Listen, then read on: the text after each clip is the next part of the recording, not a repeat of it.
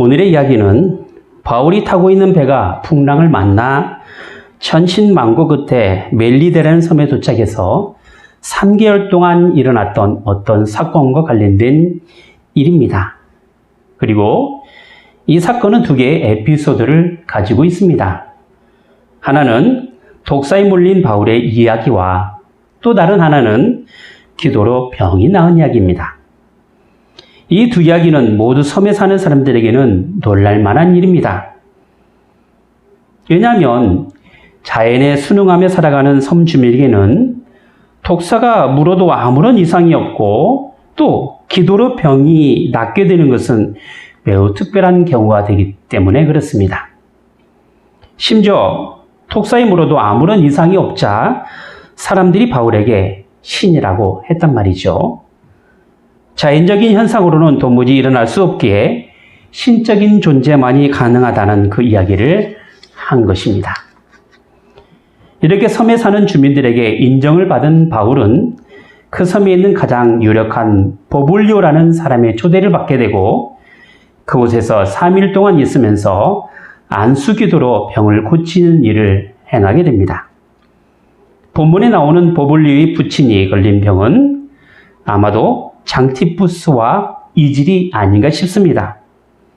지금이야 주사를 맞고 약을 먹으면 되지만 당시에는 그런 약이 개발되지 않았기에 기도로 병을 낫게 했다는 것은 독사에 물려도 아무런 이상이 없는 바울의 능력을 다시 한번 입증하는 셈이 된 것입니다.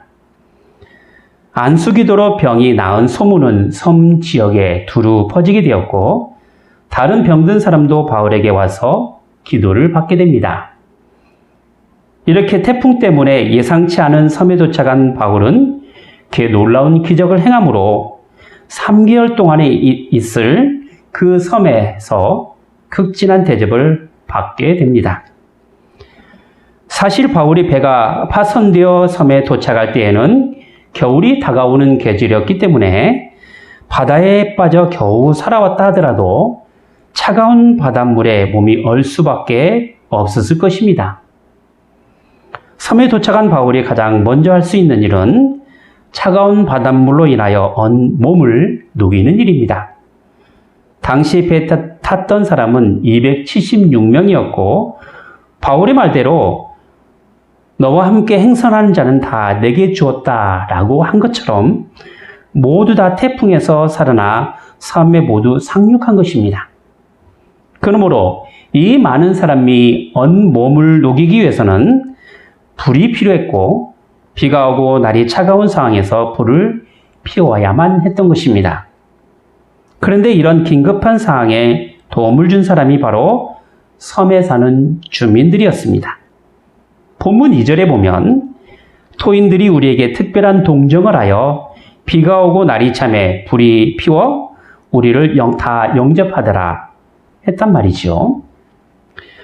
섬에 사는 사람들에게 낯선 사람들의 등장은 사실 경계심을 갖기 마련인 것입니다.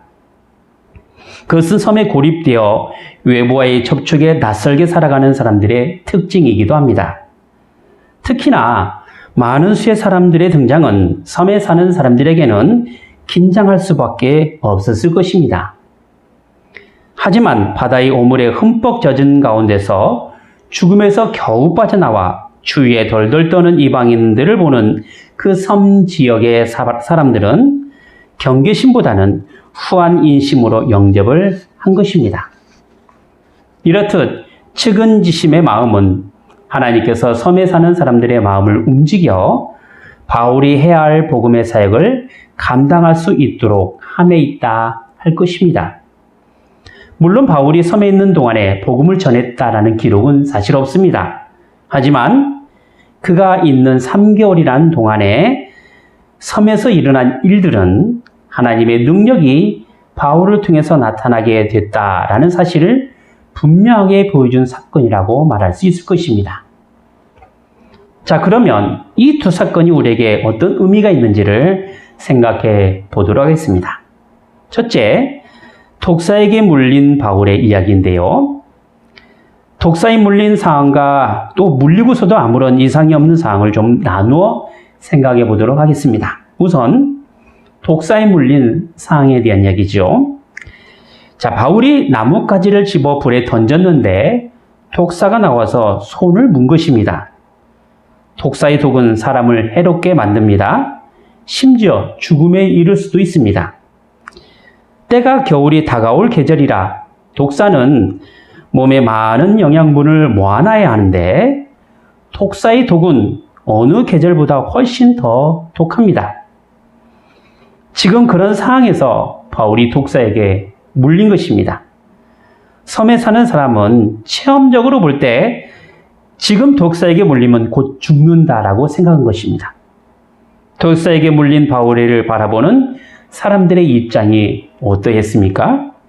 4절을 이렇게 이야기합니다. 토인들이 이 짐승이 그 손에 달림을 보고 서로 말하되 진실로 이 사람은 살인한 자로다. 바다에서는 구원을 얻었으나 공의가 살지 못하게 하심이로다. 독사에 물린 사실을 두고 섬 주민들이 가진 입장은 뭐냐면 바울에 대하여 살인자요 공의가 그를 살지 못하게 한다는 것입니다. 바울은 지금 죄인의 신분이지요. 그것도 로마에 압송되어가는 죄인인 것입니다. 그런데 독사가 바울을 물어 죽이려고 한 것이죠. 바울이 독사에 물렸다라는 것을 볼 때 바울이 가진 죄에 대해서 섬 주민들이 생각하고 있는 것이 무엇이냐면 사람을 죽인 큰 죄인이라는 것이죠. 비록 태풍으로 어찌 살았는지는 모르겠지만 결국 죄인에 대한 심판이 독사를 통해서 나타나게 되었다라는 그 이야기를 하게 되는 것이죠. 어쩌면 이런 섬 주민들의 생각이 타당할 수도 있습니다.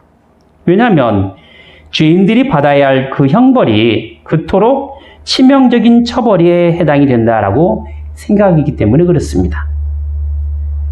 세대를 막론하고 죄에 대한 형벌이 필요한 것은 죄에 대한 하나님의 진노와 그에 따른 심판이 분명히 존재한다라는 그 인식하는 것과 별반 다를 바가 없을 것입니다. 하지만 어려운 일을 당하는 것이나 또 매우 힘든 상황 가운데 처해 있는 것이 모두 다 하나님께서 내리신 심판의 결과고 또 악한 자가 당하는 일이라고 속단할 수는 없다는 것이지요. 악인에게 향한 하나님의 심판은 분명히 존재합니다. 하지만 그것이 지금 고난과 역경 때문에 악인에게 향한 하나님의 심판이라고 단정적으로 말할 수는 없다는 것입니다. 그 대표적인 예가 바로 고난받는 욥에 대한 이야기입니다. 욥은 재산이 잃었습니다. 자식도 잃었고요. 아내는 도망가고 몸의 질병으로 고생을 하고 있습니다. 이렇게 욥이 당한 고난에 대해서 친구들이 가진 입장이 무엇이었습니까? 하나님께서 벌을 내리신 것은 하나님께 버림받는 것이고 증오의 대상이 된다라는 그 이야기였죠. 하지만 욥의 결론은 무엇이었습니까? 경건한 자들도 때로는 고난으로 비천하게 될 수가 있다라는 그 정반대의 의견을 내놓았던 것 아니겠습니까? 우리는 가끔 어떤 사람이 받는 고난에 대하여 우리가 가진 신앙의 수준에 따라 맹목적이고 성급하게 판단을 내리는 경우가 왕왕 있습니다. 그래서 하나님의 심판을 너무나도 쉽게 그 사람에게 적용을 시킨다는 것이지요. 이러한 현상은 신앙생활을 많이 한 사람일수록 잘못할 수 있는 우려가 분명히 있습니다. 왜냐하면 자신만의 종교의식에 함몰되거나 외식주의에 빠져 자칫 하나님의 말씀을 빙자하여 사람을 판단하는 기준으로 사용할 수 있기 때문에 그렇습니다. 그렇기 때문에 우리는 이러한 잘못에서 벗어나기 위해서는 모르는 상황 가운데서 자칫 그들의 처지나 상황만 보고 성급한 판단을 내리지 말아야 합니다. 우리에게 닥치는 고난과 역경은 때로는 하나님께서 우리를 하나님의 사람으로 만들어 가시기 위한 일종의 훈련이 되기도 합니다. 그것은 바로 믿음의 시련이 인내를 만들어 온전하고 부족함 없게 하시려는 믿는 자들의 고난이 그런 것이고 또 단련한 후에 정금같이 되게 하시라는 욥의 고난이 바로 그런 것입니다. 또 이와는 정반대의 경우가 있기도 합니다. 믿지 않는 사람이 잘 되고 악을 행하고 도무지 사람으로 할 수 없는 범죄를 저지른 사람이 오래 잘 사는 것을 보면 우리는 정말 하나님의 공의가 살아있나 하고 의심을 하는 경우가 생기기도 합니다. 그러나 하나님께서 버림받은 자들을 그냥 내버려 두시는 경우도 분명히 있습니다. 그래서 우리 눈으로 볼 때 어려움을 당하지 않게 보이거나 오히려 잘 살아가는 것처럼 보인다는 것이죠. 하지만 성경은 분명하게 우리에게 이렇게 말씀하고 있습니다. 시편 37편 1절에서 6절 말씀이죠. 행악자를 인하여 불평하여 하지 말며 불의를 행하는 자를 투기하지 말지어다. 저희는 풀과 같이 속히 배임을 볼 것이며 푸른 채소같이 쇠잔할 것이미로다. 여호와를 의뢰하여 선을 행하라. 땅에 거하여 그의 성실로 식물을 삼을지어다. 또 여호와를 기뻐하라. 저가 내 마음의 소원을 이루어 주시리로다. 너의 길을 여호와께 맡기라. 저를 의지하면 저가 이루시고 내 의의를 빛같이 나타내시며 내 공의를 정오의 빛같이 하시리로다. 계속해서 죄를 행하는 사람이나 또 전혀 죄의식이 없이 살아가는 사람은 하나님을 무시하는 사람이요, 부정하는 사람이요, 성령을 해방하는 사람입니다. 그런 사람을 하나님께서는 사악함으로 그냥 있게 하시고 출애굽 당시 바로왕처럼 강팍하게 내버려 두십니다. 하지만 결국에 하나님께서는 그들을 어찌하든 간에 지옥의 형벌로 다루신다는 것입니다. 지금 당장에 눈에 보여주는 것 때문에 우리의 섣부른 판단으로 하나님의 뜻을 잘못 헤아릴 수가 있습니다. 자신의 잘못으로 인한 범죄는 분명 하나님의 심판의 대상이 됩니다. 하지만 하나님의 사람으로 살아가기 위한 믿음의 훈련 과정에서 나오는 고난을 악한 자의 심판으로 몰아세울 수는 없다는 이야기입니다. 그리고 우리는 그렇게 판단할 만한 자격이 없는 사람입니다. 오직 죄를 판단하며 죄를 심판하실 수 있는 분은 하나님만이 하실 수 있는 것입니다. 다음으로는 독사에 물리고도 아무렇지도 않았던 바울에게 행한 섬 주민들의 반응이 무엇이었습니까? 당장에 죽일 죄인으로 취급한 섬 주민 사람들이었지만 독사에게서 아무런 해도 입히지 않는 것을 보면서 그를 신처럼 여겼단 말이죠. 매우 극과 극의 상태가 됩니다. 죄인의 신분으로 독사에게 물려 죽을 것이라고 생각을 했는데 아무런 이상이 없는 바울을 보고 나타나야 될 그 정상적인 반응이 무엇이냐면 그가 죄인이라는 것에 대한 의구심을 가져야 합니다. 왜냐하면 독사에게 물려 죽는다라고 하는 것은 죽을 죄를 지은 것을 전제로 하기 때문에 그렇지요. 즉 바울을 죽일 죄가 없는 사람이라고 생각해야 된다는 것입니다. 그런데 그런 생각보다는 바울이 과연 어떤 능력의 소유자이기에 이렇게 아무렇지도 않는가? 그런 것이죠. 그러다 보니 바울을 영웅으로 만들어버리는 것입니다. 여러분, 영웅주의는요, 사람을 중심으로 모든 이야기를 이끌어가게 되고요, 급기야 사람을 신적인 존재로 만들어버립니다. 우리는 자칫 성경 이야기를 하면서 등장하는 인물의 그 중심을 두다가 그 사람을 만들어 가시고 역사하시는 하나님을 놓치는 경우가 생기기도 합니다. 아브라함의 위대한 믿음, 홍수를 예비한 노아, 모세의 탁월한 지도력, 이스라엘의 위대한 왕인 다윗, 엘리야 선지자의 능력 등 구약에 있는 인물들을 열거하다 보면 그들의 위대함을 기리게 되고 또 본받자고 하는 것이 대체적인 이야기가 된다는 것입니다. 위대한 인물 가운데서 역사하시고 그들의 연약함 가운데 있는 하나님께서 그들을 이끌어 가시는 그 하나님의 거룩한 나라의 일꾼으로 쓰임받게 하신 하나님의 일하심에 대해서는 간과하는 경향이 참 많다는 것입니다. 하나님의 말씀인 성경은 우리가 어떻게 하나님을 영화롭게 하고 어떻게 하나님으로 즐거워할 것인가를 지도하고 있습니다. 웨스트민스터 신앙고백서에 나오는 소위리 문답에 보면 성경에서 가장 중요하게 가르치는 것이 무엇인가에 대한 답으로 사람이 하나님에 대하여 어떻게 믿을 것과 하나님께서 사람에게 요구하시는 의무에 관한 것을 가르치고 있다고 하였습니다. 그렇기 때문에 성경에서 이야기할 내용은 하나님께서 나타내신 역사입니다. 하나님께서 인간들에게 행한 역사지요. 그것이 어떤 사건이나 어떤 인물을 통해서든지 간에 그것이 중심이 아니라 역사하신 하나님의 위대하심을 보아야 한다는 것입니다. 성경은 위인전이 아닙니다. 사람을 드러내는 이야기가 아니라 하나님의 이야기이고 믿어야 할 내용입니다. 더불어 세상의 모든 역사는 전부 다 그분의 이야기가 되어야 합니다. 그런 점에서 역사는 그분의 이야기, 즉 히스토리가 되는 것이지요. 바울이 독사에게 물려도 아무런 이상이 없음을 확인시켰던 것은 스스로 영웅이 되고자 함에 있는 것이 아닙니다. 자신이 죽을 만한 죄인으로 취급하는 것에 대하여 하나님의 사도로 결탄코 세상 앞에 죄인 취급받을 만한 죄인이 아님을 확인시킴에 있었던 것입니다. 바울은 자신을 신으로 취급하는 문제에 대해서 극도로 경계한 사람입니다.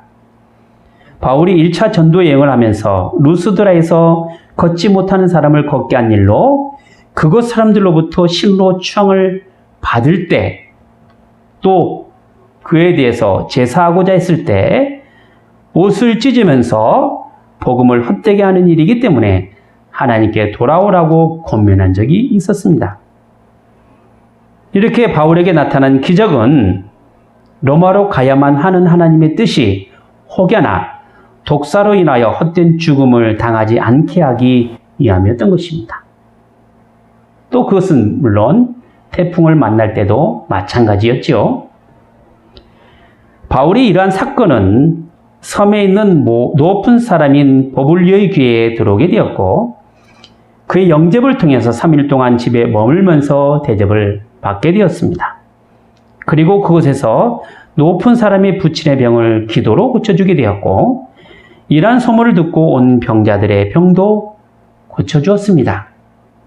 비록 잠시 머물러야 하는 섬이었지만 그곳 사람들로부터 배척을 당하지 않도록 하신 하나님의 섭리는 독사에 물려도 아무런 문제가 없을 뿐만 아니라 그곳에 있는 높은 사람을 통하여 3개월 동안에 먹을 양식을 얻어 생활함에 어려움을 겪지 않도록 하신 것입니다.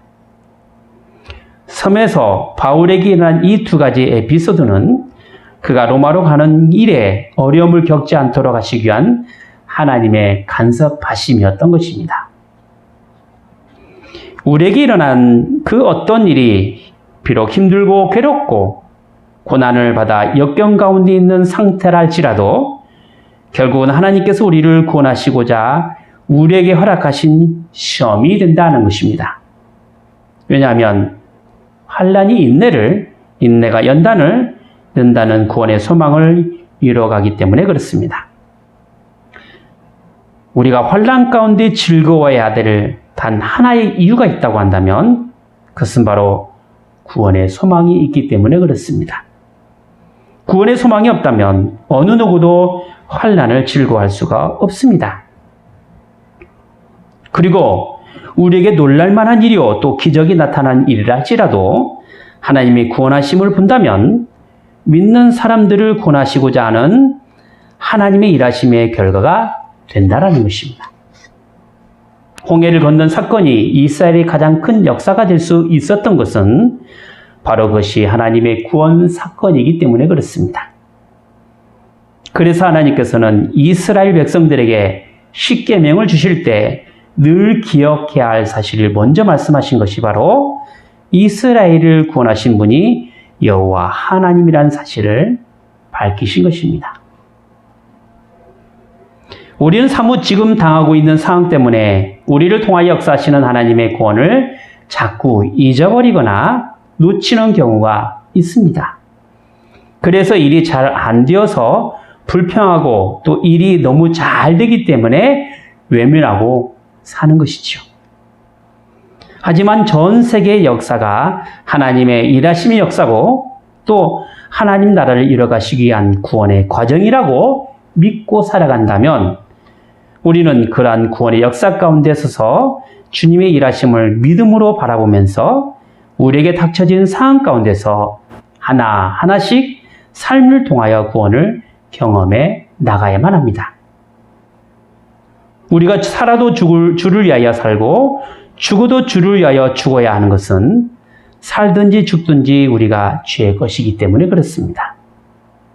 우리가 주의 것이라는 이야기는 무엇입니까? 그 의미는 바로 우리가 하늘로부터 온 것이고 천국의 시민권을 가진 사람들이고 구원이 보장되어 있음을 말하는 것 아니겠습니까?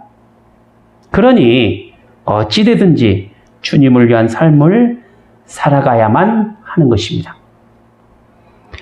기적 때문에 놀라는 것이 아니라 기적을 통하여 우리에게 나타나시는 하나님의 구원하심에 감사해야 합니다. 힘들고 고난 가운데 지치고 낙심되는 것으로 포기하는 인생이 아니라 인생의 여정 가운데서 우리에게 주실 크고 영광된 하나님의 나라를 소망하며 인내하며 기뻐해야 할 것입니다. 제가 아는 지인 목사님이 계시는데 그분의 손녀사랑 참 지극합니다. 어제 메신저에다가 손녀 동영상을 보내왔는데 손녀의 고백이 이렇습니다. 하나님이 나한테 포기하지 않는 능력을 준 것 같아요. 정말 손이 최고. 화이팅! 화이팅! 하나님이 나한테 포기하지 않는 능력을 주신 것 같다라는 그 어린아이의 고백이죠. 아이의 순수한 믿음이 각박한 세상 속에서 점점 없어지는 아쉬움이 늘 존재하는 시대에 살고 있습니다. 다음 세대가 이러한 고백을 갖기가 좀 어렵다라는 이야기죠. 더불어 우리에게 이러한 신앙 고백이 늘 있기를 우리는 기도할 뿐입니다. 기도하겠습니다.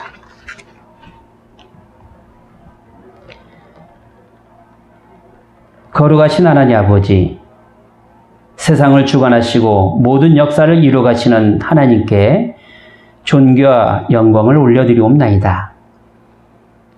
죽을 수밖에 없는 죄인을 살리신 하나님의 은혜는 그 어떤 상황 가운데서도 저희를 그냥 내버려 두지 아니하시고 함께 하시는 하나님의 일하심이옵나이다.